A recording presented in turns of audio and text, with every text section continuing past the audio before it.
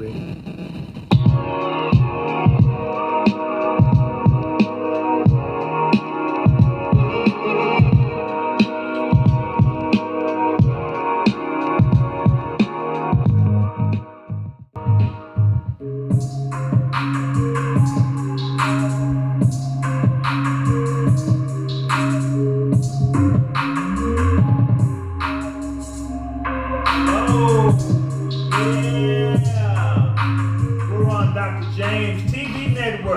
This is the Dr. James McConnell Show with co-hosts Brittany Wise and Carol Harper Poe. All right, hi. How are you guys doing on this fine Sunday? Hey, I'm great. Dr. James, how are you? Man, this is a holiday weekend, right? Yes, it is. So many topics to discuss, to share with our viewers, right?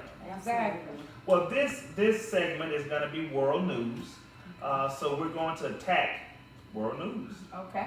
So I would like to actually talk about George Floyd. I know that has been a big topic here because of what happened to him, and what I like to actually touch on is what he went through. You know, not sure exactly why the cops kind of were called. Maybe you guys know why, but he went through a cop kneeling on his neck for 8 or 9 seconds, I heard, right? Mm-hmm. Absolutely. Wasn't longer than that. 17 minutes. 17. Oh, I'm way off. I'm way off, guy. 17 minutes. Yeah. You put a knee on a man's neck, and so I'm just stunned that someone, a human being, would do this to another human being. I mean, I'm shocked. I mean, I don't understand why sometimes certain police officers, because we need cops, we need police. Otherwise, we'd all be in big trouble. And Dr. James, it was 8 minutes and 15 seconds. 8 minutes and 15 seconds. Okay, we got the, So the whole exact number. The whole time frame was Right. 17 minutes.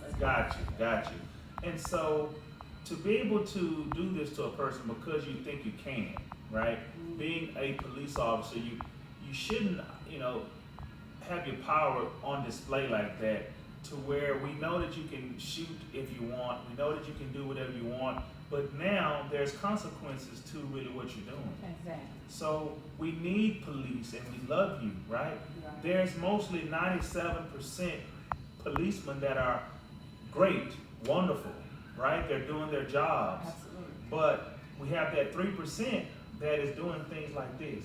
Exactly. We have them putting knees on someone's neck for 8 minutes, killing them, Mm-hmm. and then acting like it's not a problem, acting like it's okay to do that. I mean, I just don't get it. I don't understand why we have to do that. Why do we have to make people inferior? Why police have to do this? I don't understand. I'm very upset. This is something I don't mean to be on my high horse, Okay.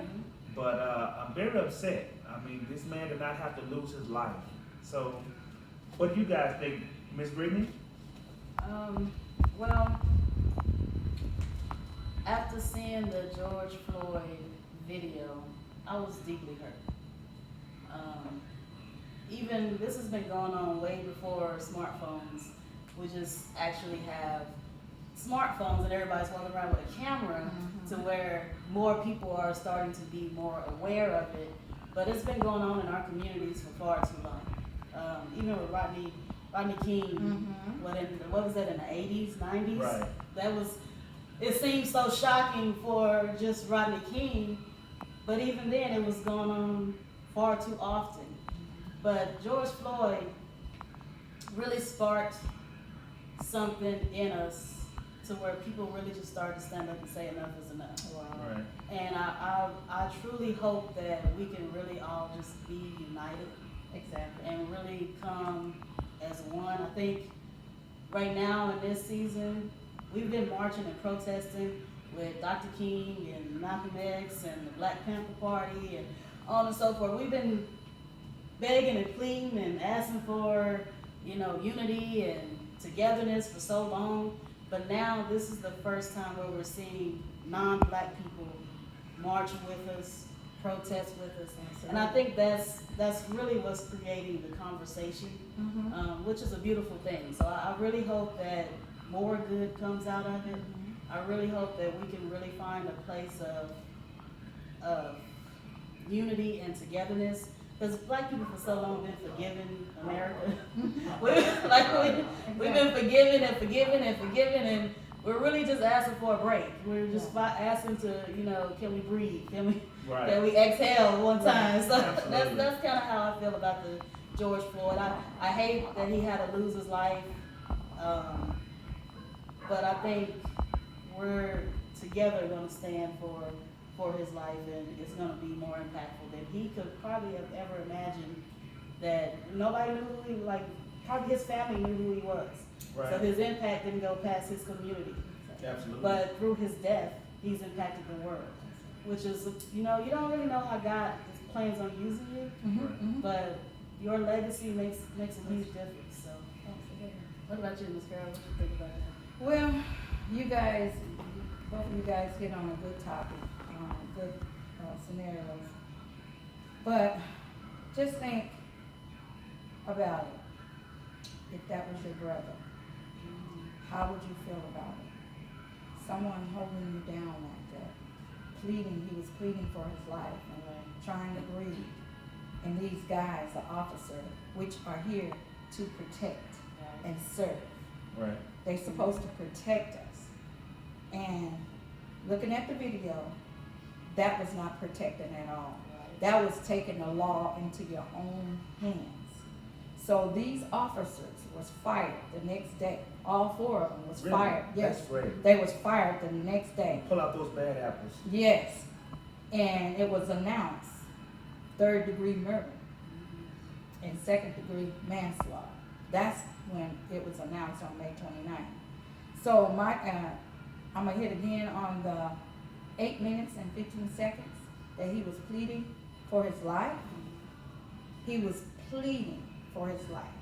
Now, what took on before the videos and the cameras or whatever, we don't know all of that, but seeing the officers holding him down like that, and he was begging and pleading for a life. I think if that could have been my son, that could have been your son, son.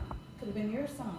So my heart goes out for the family. My heart goes out to every African American person that has lost their life behind officers that are here to protect and serve their country. Man, that is powerful, so powerful. I want to get into another story that has made news, and that's Bochum Jean, the guy where the former officer busted into his apartment and shot him in his own home. And Ms. Brittany, I want to see, what do you have to say about that? He had to put me on the spot because we talked about this before the camera was rolling a little bit. Yes. And put it out there. No. And for me, it bothers me. It actually makes me angry. Even Jesus got angry when he walked into church and saw him, gambling in the church and started throwing chairs and tables. So it's okay for us to get angry. It's just how we channel the anger makes a difference. But for me, that whole walking in somebody else's house and you claim you don't know where you are and then you shoot the person that's in your house and kill them, it's a lot missing in that. It raises a lot of questions for me. Exactly. Especially as a trained officer.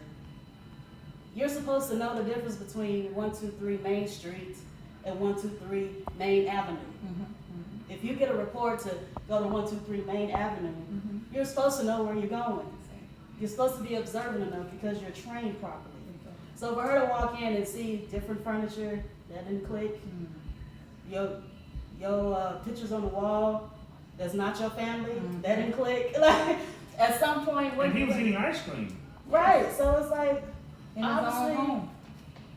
what he didn't barely had was pajamas on or something. It's like, something about that is off for me. Right.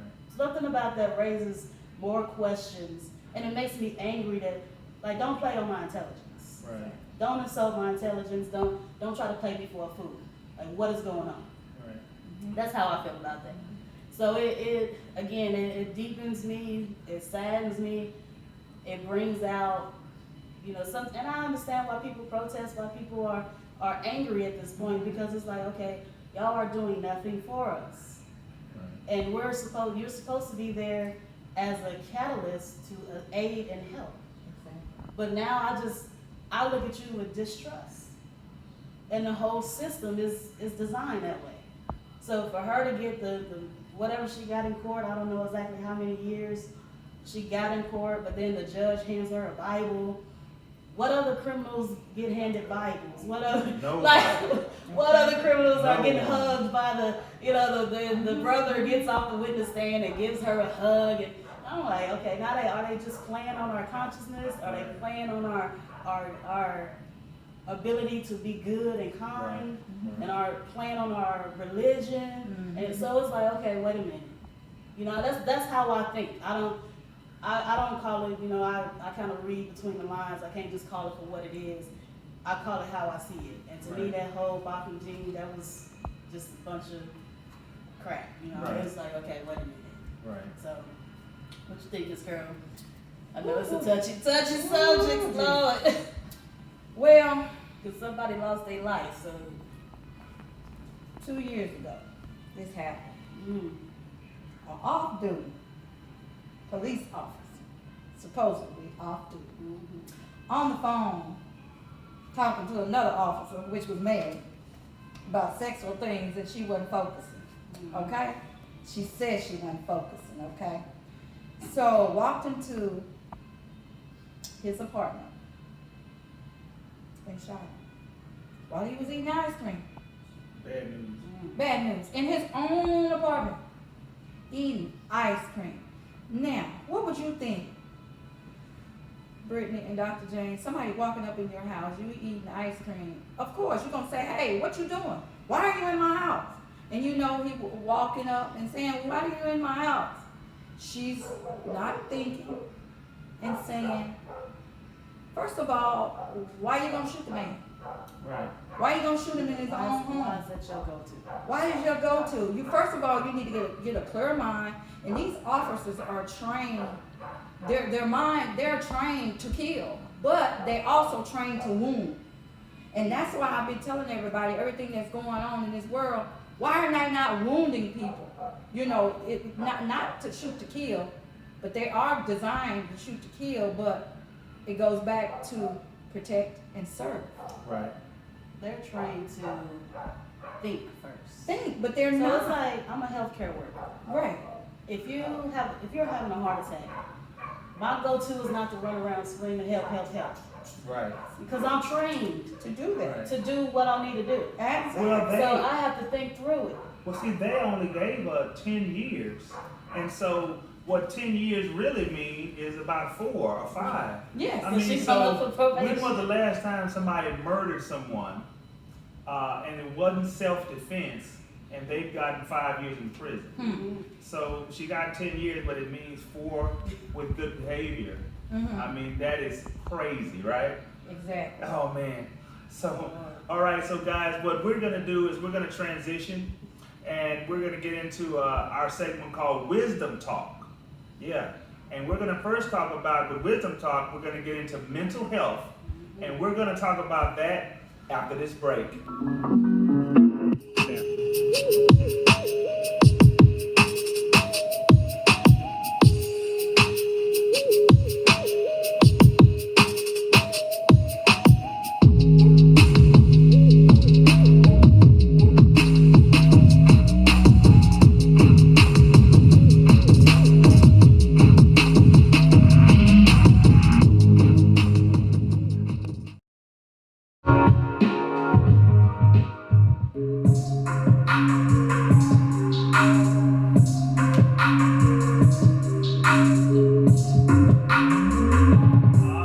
Yeah. Yeah, we back. Dr. James TV Network, the Dr. James McConnell Show. Co-host Brittany Wise and Carol Harper Poe.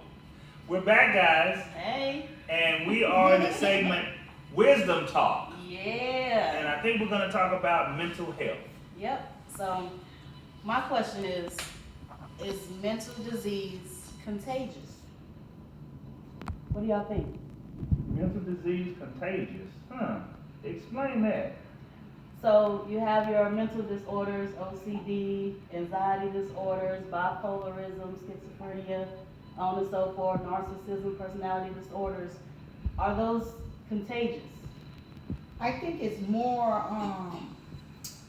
in your family line.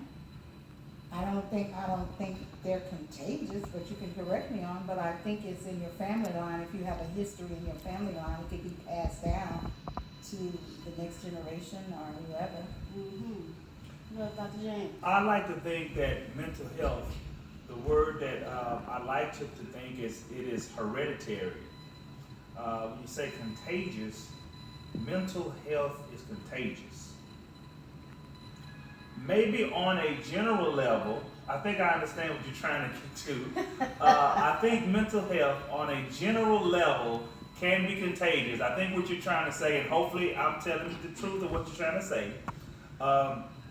If you act a certain way in a positive manner, you can bring positive responses from other people. You act in a negative manner, that mental view can be, the person can mirror what you've done or say. Is that what you're leading toward, Miss Brittany? You're on the right track, Dr. James. Okay. I knew I could kind of get there with you, your neurotherapy mind. Yeah, I got what you're trying to do. In terms of, science will say mental health is hereditary. Okay. Science won't say that it's contagious. Okay. However, what I've learned in my experience, now understand, disclaimer, I'm not a psychologist, I'm not a doctor of psychology, I don't have a degree in any kind of psychology. But what I've learned from my experience and those around me, mental health, mental disease is contagious. Yeah, so it's just like, I used to think breaking generational curses was, if everybody in your family is broke, you go make a lot of money, so now you're changing, you're breaking a curse. The reality is, breaking generational curses requires mental healing. Healing childhood traumas, the childhood PTSD, the anxiety disorders, all of those, the bipolarism, those are mental diseases, right? Right. But when you can combat those diseases, then you're breaking the generational curses. So it's like, for me, in my childhood, I saw my mom get abused by her husbands. And I have a lot of childhood abuse and abandonment in my childhood. In order for me to break that now, that caused some certain kind of mental triggers in my own life. But in order for me to break that curse, I had to heal my own issues, my own mental disease. Because disease, if you break the word down, is disease, dis-ease. Your mind is not at ease, okay? So when you're not at ease, you cause that toxic environment and you're perpetuating the same childhood traumas that you went through. Right. You're passing it on to your kids, and they pass it on to their kids, and on and so forth. Gotcha. So that's what I mean when I say, is mental disease contagious? Because we subconsciously hold on to things we don't know we're holding on to. Right. But then we take it out on the next generation, our kids. Absolutely. We don't even know we're abusing them half the time because we feel like, oh, well, I turned out all right. Well, did you really? Right. So that's what I mean is mental disease contagious. So eating disorders, anxiety, OCD, these are means of people trying to control their environment because of things that they've been through in their lives. But you're passing that on to, have you seen a parent that's really have anxiety disorders? Right. They drive their kids crazy, right? Absolutely. It's like, okay, just let it go, let them be a kid. Like, you put them in football and then they can't get dirty. Right. It's football, So, but they don't realize that they're passing on something that's deep within them and their means to try to control things. So that's what I mean when I say mental disease is contagious. Well, let's make this clear for the viewers. Mental health is contagious, especially the way that Ms. Brittany has said it. Mental illness is not contagious. So let's get it clear so you guys can understand. Mental health is contagious.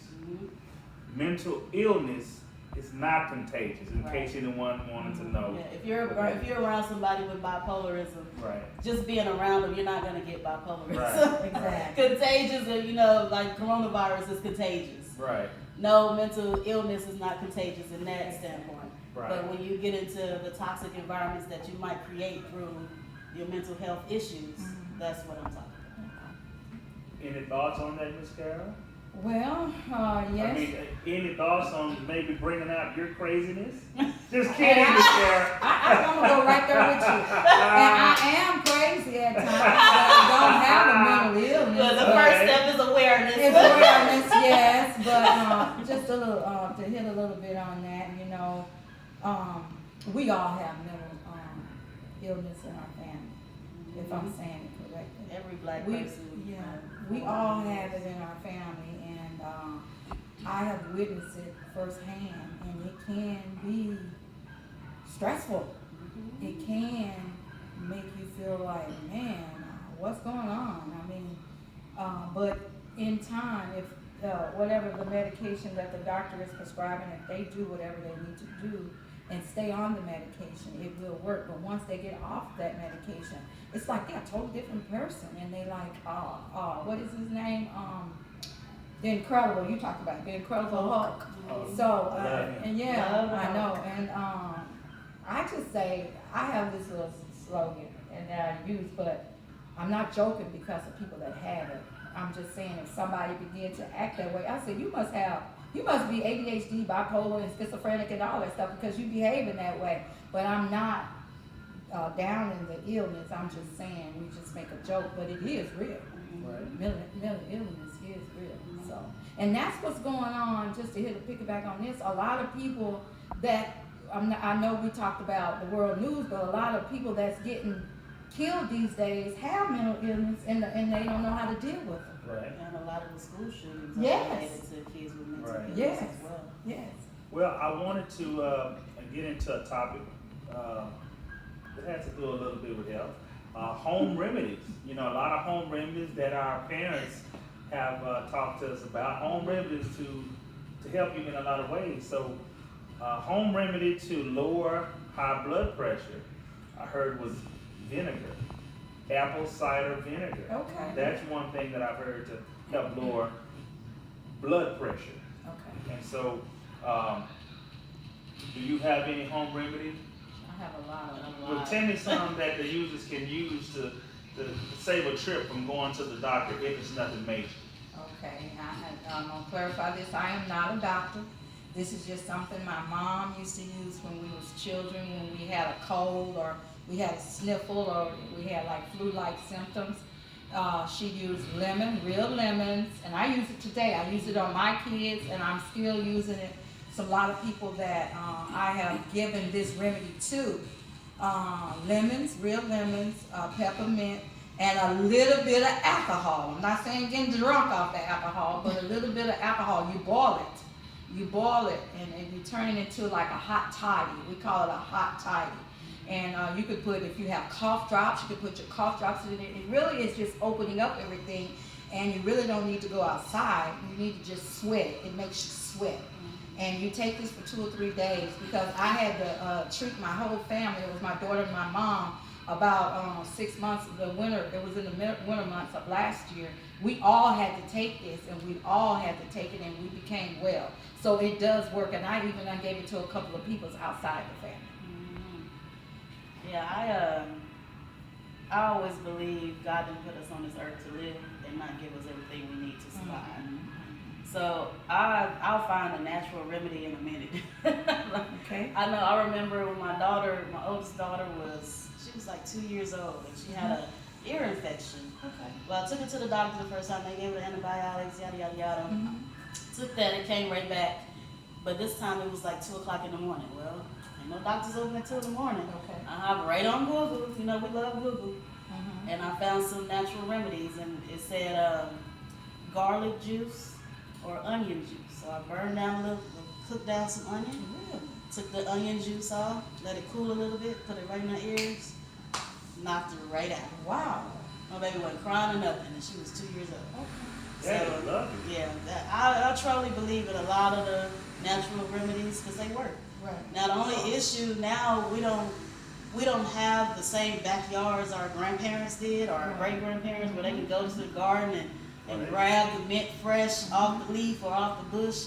So what we get in the store is not the same comparison. So sometimes the natural remedies don't work as well because we don't have the same connection to the earth that they did. Exactly. Really? So another topic that I would like to kind of talk about is what about career counseling as pertains to education? Sometimes people get education in different fields, or sometimes a trade such as cosmetician, being a cosmetic person, maybe doing hair, just kind of whatever. But what about career counseling for someone that wants to be steered in the right direction? What are your thoughts on career counseling? In terms of picking a career Yes. and going to school, Right, or not even going to school, maybe just going to get training, going to get counseled by someone that does that. it has its pros and cons. It depends on who it is you're talking to. Okay. You do want somebody credible and knowledgeable, understanding how to research. All right. Because I know it's about at least 7 degrees, bachelor's degrees that you can get with, and they have no jobs attached to them. Right. So you have to be leery of, spending all that money and time going to school, and then these kids are getting out of school with these degrees that they can't get jobs in, which is a horrible place to be in. So career counselors have their pros and cons, especially if they steer you in the direction that they feel like you should go in versus what you think you want to do. Right. So if they come in with too many biases, then that can kind of overshadow picking a decent career. It's kind of like, I went to school for physical therapy. A physical therapist assistant is a 2-year degree, Right. but you can also get a massage therapy degree, which seems like the same thing. Right. Right. But there's no jobs in massage therapy because we learned it in physical therapy. Right. Right. But there are right. plenty of jobs in physical therapy. Right. Right. So you really like thinking about it that way and doing your own research and determine why you want to go to school. That the career counselor can then help aid you in the direction, but you don't want them to be biased Right. in the direction. How about you, Ms. Garrett? Okay, career education counseling. Well, I can only speak of myself. When I was in nursing school, I was thinking about nursing school because the reason why I really was thinking of nursing is because of I always, as a little girl, I worked in the neighborhood as a home health care or whatever, caregiver, caretaker when I was a little girl. So that was always inside of me. So, but as I got older, I moved away and I began to seek the education path at the colleges, the neighborhood colleges, technical colleges. And my counselor was saying that, yeah, you have it or whatever. So I did the CNA class. Also, I did the LPN class. But after all that schooling, I went another path. Had nothing to do with nursing. I do take care of my mom, and I do work in the nursing field. I work for the government at the VA Dallas. I do still have that nursing in me, but what I really want to do, what my passion is writing and helping people in writing and educating and publishing. So counseling is good. It will steer you in the right way, and sometimes, like you said, they will try to steer you off, but then later on in life, you will get back on track because you will do what you really have been called to do. Right. Man, that is awesome. That is awesome.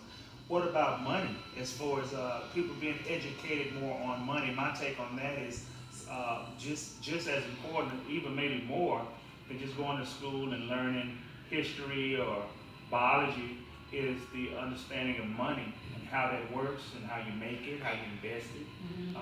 My thoughts on money as pertains to education is to learn what it can do for you, knowing how to put it into brokerage accounts, things that maybe we don't really think about if we don't have the right understanding, or even parenting. Sometimes parenting, if you were raised by a hedge fund person, then you'll know a lot. Right. You're raised by a person that was just working at a office and maybe didn't get that far, then it's not your fault, but Right. you're not exposed to it. Right. Exactly. And so, but just because you're not exposed to it, doesn't mean that you can't get into money education and learning what to do with money to make sure that you have it, to be able to, in this life, be able to take care of your family. That's right. You know, be able to pay your bills and put money in your bank. So, what do you think about money, Ms. Brittany? As far as financial literacy, it's good to, I've heard a millionaire say it this way: do what banks do and not what they tell you to do. Right. So it kind of puts it in perspective when you want to be cautious about who you learn from in the aspect of money. Right.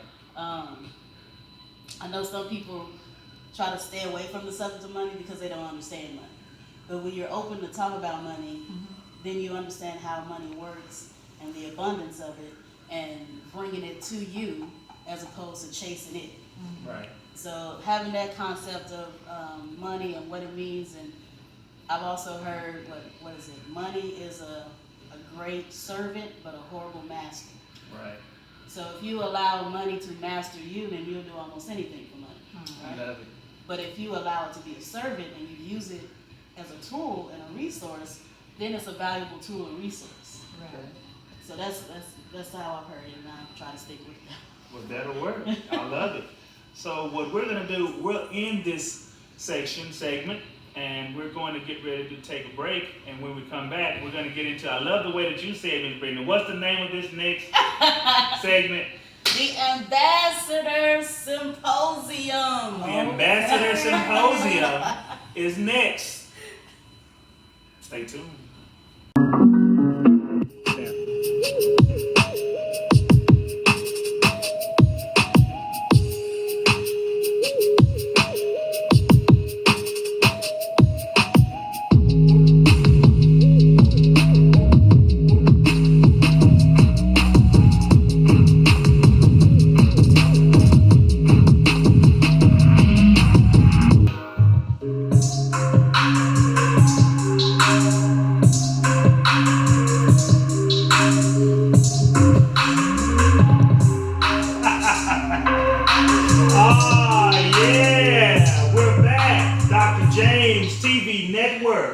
This is the Dr. James McConnell TV Network. Hi. We're back. Yes, we're back. This is the Ambassador Symposium segment. And we are talking about first impressions. And I want to know, and I would like the viewers to let me know, can you make a second impression to make a first impression? Is there a second chance? My opinion is that you can no longer make a first impression. That first impression is it. Can you improve it? Can you improve your that first impression with your second impression? Of course you can. Can you change the first impression? Of course you can, for the most part. But it's very hard to change that first impression, in my opinion. What do you think, Ms. Carol? Well, first impression. First of all, when you approach someone, your body language tell a whole lot. So you got to be careful how, when you're engaging in other people, is what your face look like. Are you angry? Are your voice is loud? Are you stern? Are you attacking the person? So what you want to do is be open. Be open to other people's actions and portray, stand tall, smile, present yourself. And I always say you want to present yourself like you're on a job interview. Okay. You understand? So what you think about that, Ms. Brittany? Well, honestly, I hope you can make a second first impression. Because I know for me, people misread me all the time. Right. For whatever reason, I don't know if it's my stern look or, I kind of stay in my lane and mind my own business. And people kind of have this, oh, she look intimidated or she look mean and it's, you completely misreading me. Exactly. But when you say hi to me, it's like, oh, she real nice and fun. So I would hope you can make a second first impression. In that respect. But I think overall you make a lasting impression. Okay. So you can make the first impression Right. one time because it's the first impression. Okay. But then after that, you make a lasting impression. Okay. So I think that's the difference. And a lot of times people would, like I said, well, you look mean. Oh, what am I doing to look mean? So you kind of got to get people out of that mindset. So that's where the lasting impression comes in. Okay, viewers, we want to talk about what these different segments are so you can understand. The Ambassador Symposium is about business talk, about small business, everything about business as it relates to business. The Wisdom Talk is more about what it sounds like. Wisdom Talk, educational, self-improvement, stuff like that. The World News is, again, just what it sounds like. It's about world news, different topics and news around the world to keep us updated. So just to let you guys know exactly what that was. So back to the Ambassador Symposium segment. I just wanted to let you guys know exactly what that was. But back to this. What about networking? So as far as how to network in places like a grocery store. So personally, I'll go to the grocery store, I'll walk aisle to aisle, I'll pass out cards with people walking down the aisle. If a person stops to listen to what I'm saying, then I get into my little spiel that may take a minute. And if they're not really listening, or if they're moving while I'm passing my card, I say, hey, give me a call if you need my services. Exactly. And so that's what I do as far as a grocery store is concerned. As it pertains to, let's say, going to a event like a trade show, what I tend to do is I'll go to each person's table and I'll say, how are you doing? And I'll see what they do, and I take all their booklets and cards that's on the table, and I will engage them in what they do, and then we talk about what we can do to help each other. Exactly. That's what I do. So how about you, Ms. Brittany? What do you do as far as those two venues or more? As far as networking in the grocery store, I'm not as flamboyant and extroverted as Dr. James. Right. So I probably wouldn't just go up to random people and start talking. And if I do, I try to limit that because I can talk a lot. Right. So when I really get passionate about something, I can really go. And before you know it, I'm in the grocery store for 2 or 3 hours when I really just walked in to get some chips. Right. So I try to limit networking in the grocery store. Now, if I have a strong purpose of what I'm doing, and I say, hey, I want to try to meet 2 or 3 people, then I'll usually do it at the checkout. Right. So I'm standing in the checkout line, and I'll strike up a conversation, and it's very natural. Hey, I like this shirt. I'll try to do it that way, as opposed to just bombarding somebody with a business card or what have you. I try to make it more natural coming off. In a trade setting or expo or vendor setting, if I'm the vendor, then I'm in front of my table engaging everybody that walk by. Hey, how you doing? Check out my whatever. If I'm just a patron and I'm going, like you say, I'm going to go to every table, I'm going to get to know them. That's my whole purpose, is to meet everybody. Typically when I go in a room and the plan is to network and meet people, I'm going to meet everybody in the room. We ain't leaving until I meet everybody in the room, from the top to the bottom. I'm going to meet the janitor because they got the keys to the whole building. And they can tell you something that the CEO can't tell you because they there late nights. So yes, ma'am. That's kind of how I am as far as networking goes. What about you, Ms. Carol? Well. Networking to me is like communication and putting your business out there. And I used the scenario of when I was at Walmart the other day. I was in the checkout line. You check yourself out, and I had my wreaths, because I make wreaths now, one of my little trick of the trade. And the lady that tells us where to go or whatever, she said, what are you going to do with these? I said, well, I'm about to make wreaths. I said, my sister got me involved in all this. And then she said, what can you do? So I pulled out my phone. I showed her the pictures she said, oh my God. She said, can I get one? And she said, give me your number. So I got her number. She got my number. She called my number. And I also gave her a business card. And then one of her coworkers came, and she said, girl, check this out. So that's networking. Mhm. She found it, she liked it, and she turned somebody else on. She said, girl, I gotta get it around October because of the Thanksgiving and Halloween and all that stuff. So networking is not only passing out cards, it is passing out cards. It's what have a way to get your business before people. But that was one of the real live things that happened to me the other day. Really? Mhm. I love it, man. That is great. That is Yeah. dynamite. So we want to get into resources for customers. Okay. You know, as pertains to when I say resources for customers, resources for other business owners such as us. Okay. So I'd like to ask you guys a question. How would you find your new customers? Miss Carol, how would you find your new customers? How will I find my new customers? Well, sometimes your customers find you if you're in the right place at the right time and you got all your stuff, not only social media, but sometimes your customer will find you. But how do we as a business owner find other customers? Well, you got to be presentable. You have to present your materials. It has to be in order. It has to, actually, it's what the customer wants. If they don't, if it's something that you're selling or if it's not what they want, they're not gonna buy it. But you have to do your research on what a lot of people like or what are people buying now, and ask your customer what do you like and how you like it. So that's my take on it. Awesome, awesome. How about you, Miss Brittany? How do I find new customers? Well, the best business is repeat business, Okay. and the best marketing is word of mouth. Exactly.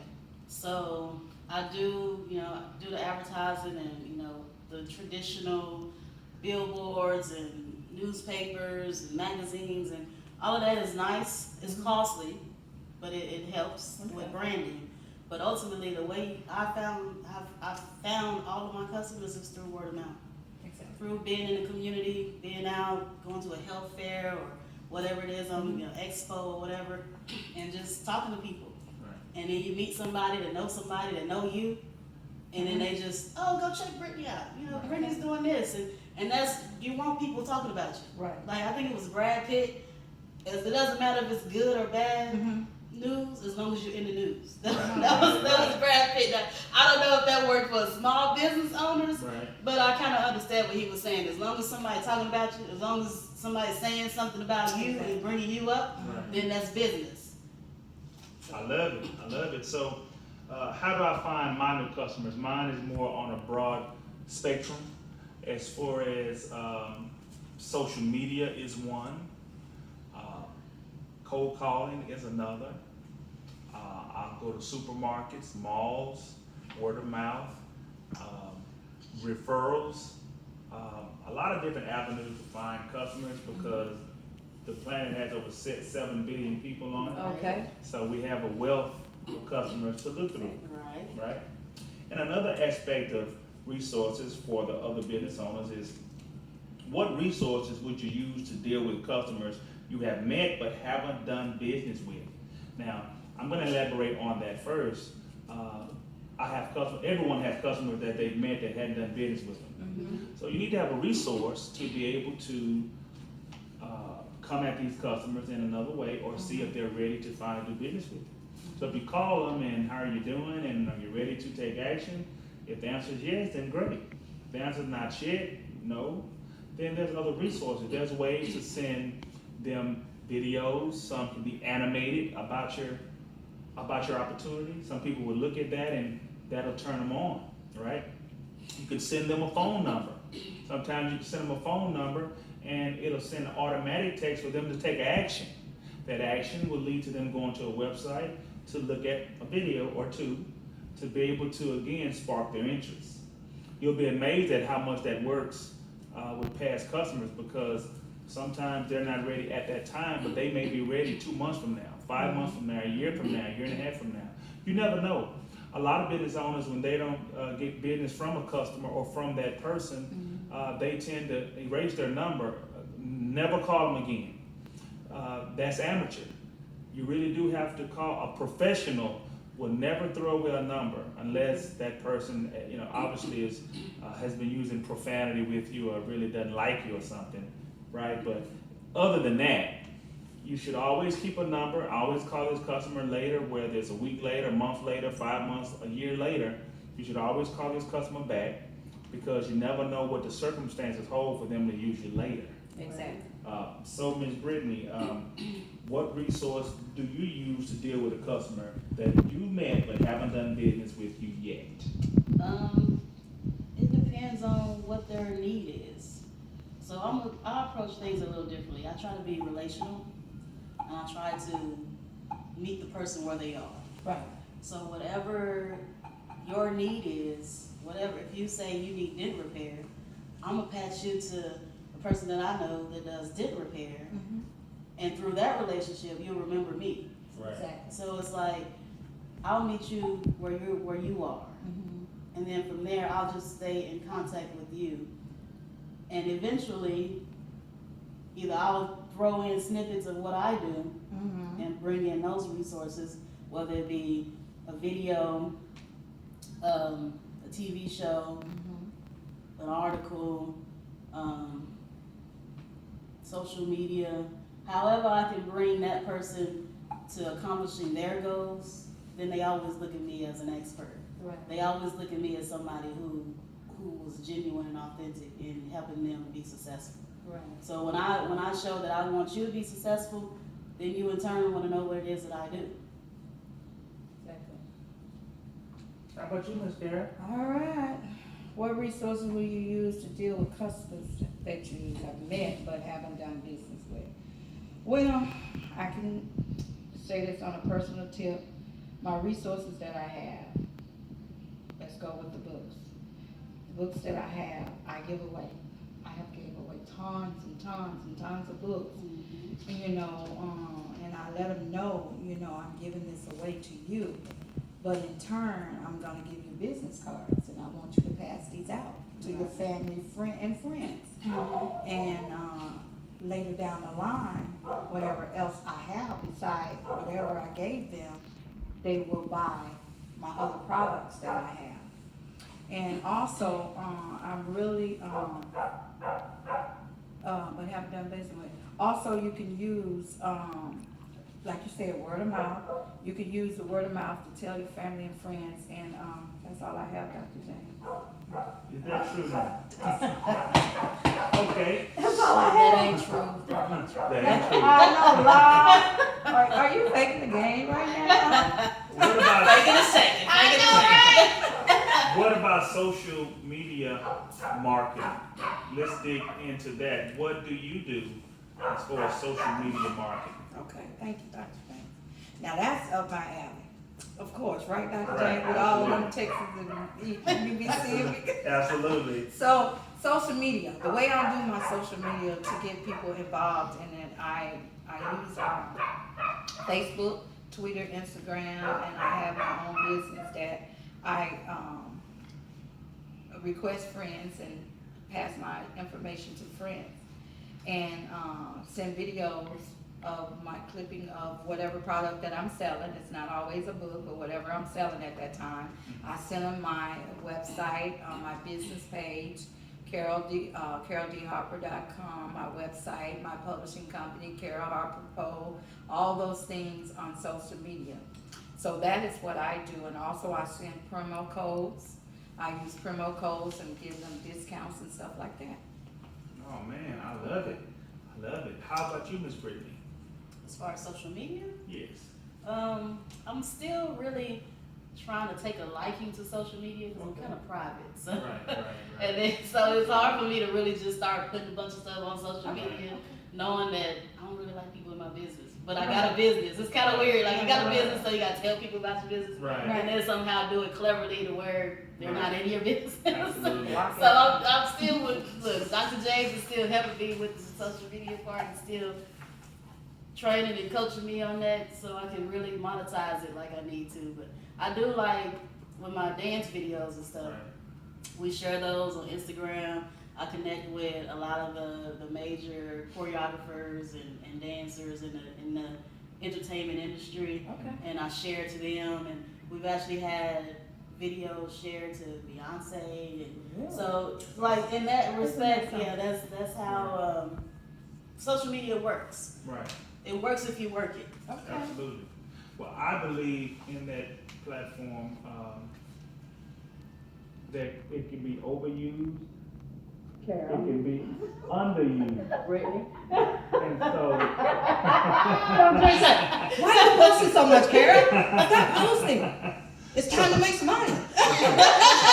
absolutely for all your viewers, it's good to post for your brand, but when it's time to make money, How you many need to days? talk to customers, How right? many days? Tell And me so- how many days. How many days what? You post and how Oh, many days? well, in a 7-day week, I say it's okay to post 4 days a week. Carol posts 7. 4 days a week, and then the other 3 days, you probably want to focus on the customers that you already have accrued. And how do you accrue it?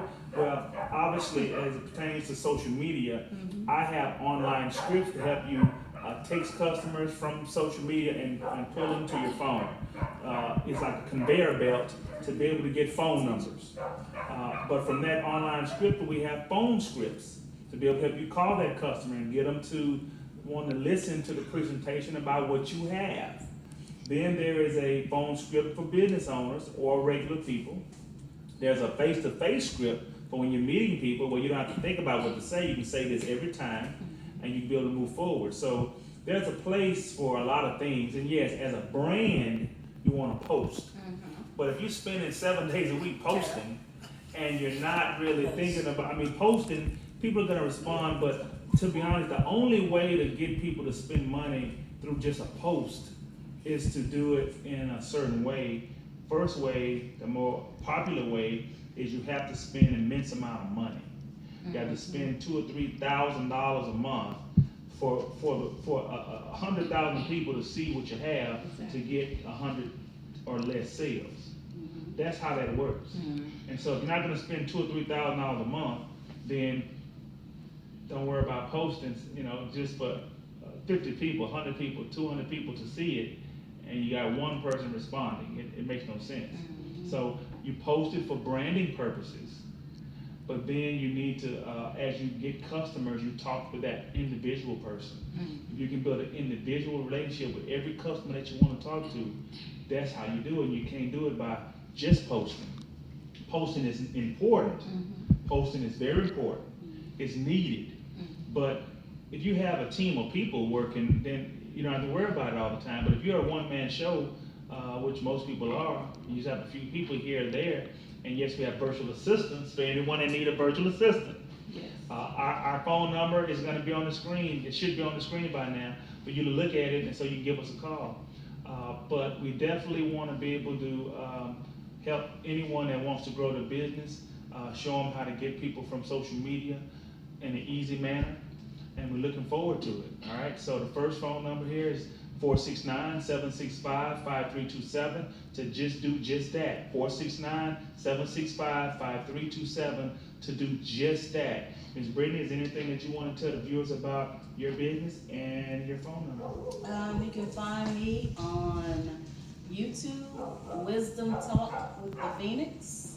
My phone number is 214-774-7503. I'm here to answer any of your business questions. Again, 214-774-7503, and on YouTube, Wisdom Talk with the Phoenix. Ms. Carol. All right, are y'all ready for this?